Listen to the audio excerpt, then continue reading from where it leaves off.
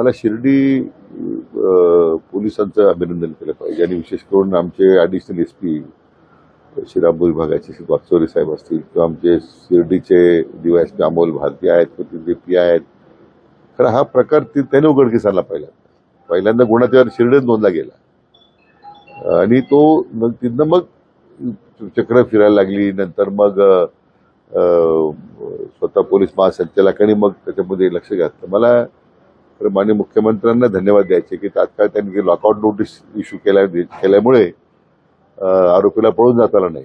आरोपी परदेशात जायच्या तयारीत होता, परंतु तातडीनं माननीय मुख्यमंत्र्यांच्या निर्देशाप्रमाणे लॉकआउट नोटीस दिली गेली आणि त्यामुळे आरोपीला अटक करता आलं. आणि म्हणून जी काही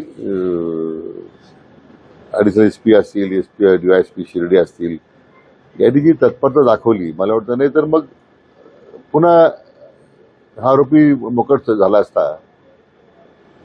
म्हणून मला वाटतं खरं हे आता नाशिकमध्ये ही एवढं घटना घडत असताना नाशिकच्या एलसीबीचं काय काम होतं, नाशिकच्या क्राईम ब्रँचची काय जबाबदारी होती,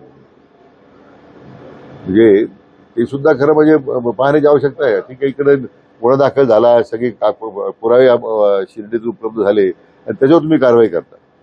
मला पोलिसांच्या कर्तव्याबद्दल शंका घ्यायची नाही आहे, परंतु आपल्या नागाखाली हे सगळं चालू असताना तिथल्या लोकल क्राईम ब्रांच असतील किंवा एलसीबी जे आपण म्हणतो किंवा तिथला बाकी यंत्रणा होती, म्हणजे ते काय करत होते.